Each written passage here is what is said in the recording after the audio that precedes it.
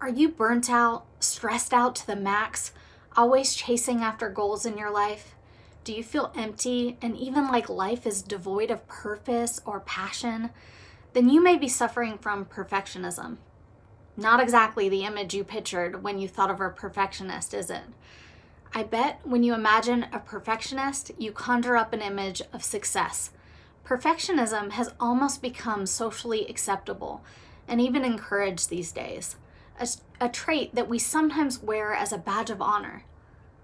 But is it really? Perfectionists are for the most part rule followers. They color inside the lines, and most importantly, they do achieve high standards, at least in the short term. But at what cost? On the outside, achieving goals is a great thing, but it's the how that matters the most. Let me explain. Perfectionists use what I like to call stress negative motivation. They criticize themselves and berate themselves until they have no more internal self-worth left. Therefore, the only indicator if they're good enough is if they hit their next goalpost. And when they finally do hit it, the internal marker of self-worth will just attach itself to the next elusive goal. They never truly feel worthy, only a very temporary and fleeting high as they hit the goal. I work with a lot of teens and students who suffer from perfectionism, because why wouldn't they? We have a school system created to only care about the outcome. And let's face it, a lot of parents do too. They're probably perfectionists themselves.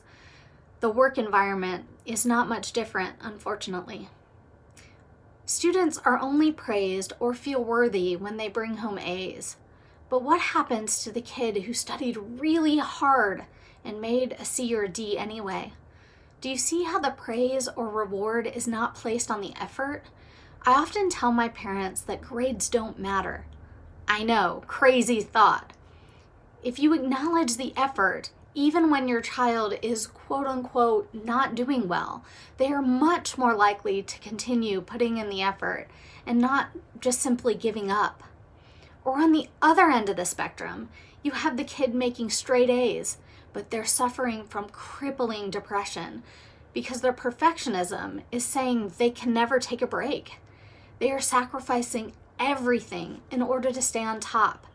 They have to study harder, even to the detriment of their social, emotional, and even physical well-being.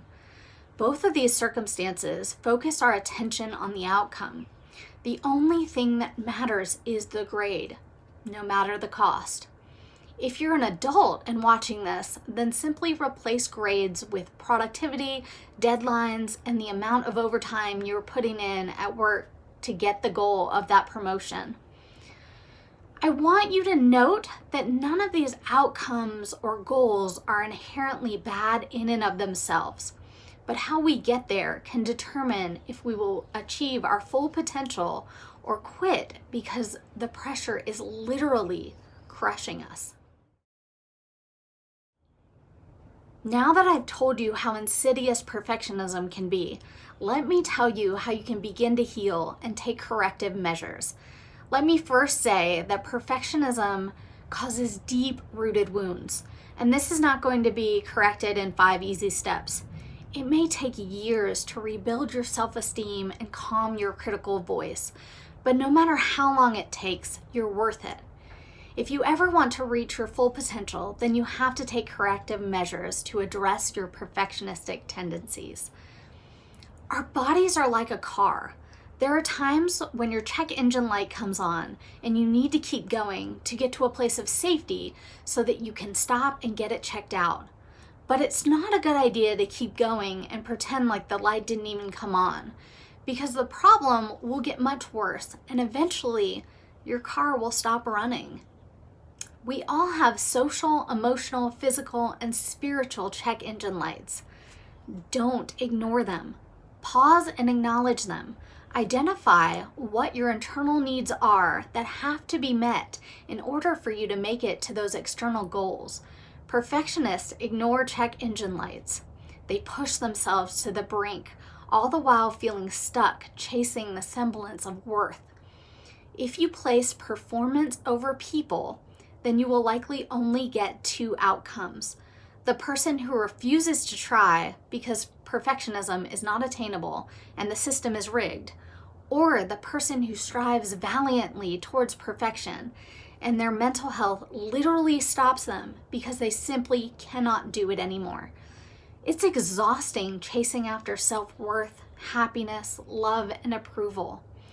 You have to practice giving these things to yourself regardless of the outcome of a test or a promotion or likes on Facebook. Remember, failure is part of the process and should be embraced as part of the learning process. If you beat yourself up every time you fail, eventually you will lose any motivation to even try. Learn to fail gracefully. You're human and it's part of the process. Soften that critical voice and stop the vortex of shame from snowballing and catastrophizing outcomes. Sounds easy, right? Many people can't identify their inner critic because it's been normalized for so many years. They think the voice that is constantly calling them stupid or a fool or good for nothing is actually the voice of truth. That voice also tends to use fear to create panic. See if this doesn't sound familiar. I failed that test. I can't believe I'm so stupid. I'm going to fail that class and have an F on my transcripts. I'm not going to get into a good college, and then I'm going to be stuck at a dead-end job, and my life will be completely ruined. Okay, so I took a little dramatic license there, but you get the point. Now compare that dialogue to this one. I didn't get the grade I was hoping for, but while I am disappointed, I want to find out what areas I didn't understand and perhaps reach out to get extra help so I can have the extra support I need to understand the material. I'm confident that with some help, I can do better on the next exam. We need to quiet the critical voice. It's difficult because it's usually the loudest. We need to check in on each area of our life to make sure we are not running on fumes. What do we need to increase in our life? It's different for everyone, but some things might be connecting more with friends, getting more sleep, enjoying a good book, and redefining our definition of success. One of the biggest things that we can subtract from our life as perfectionists is people-pleasing.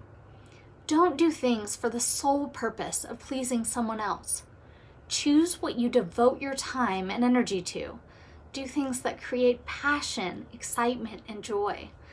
We can't do those things 100% of the time, but we all need a good balance within our lives.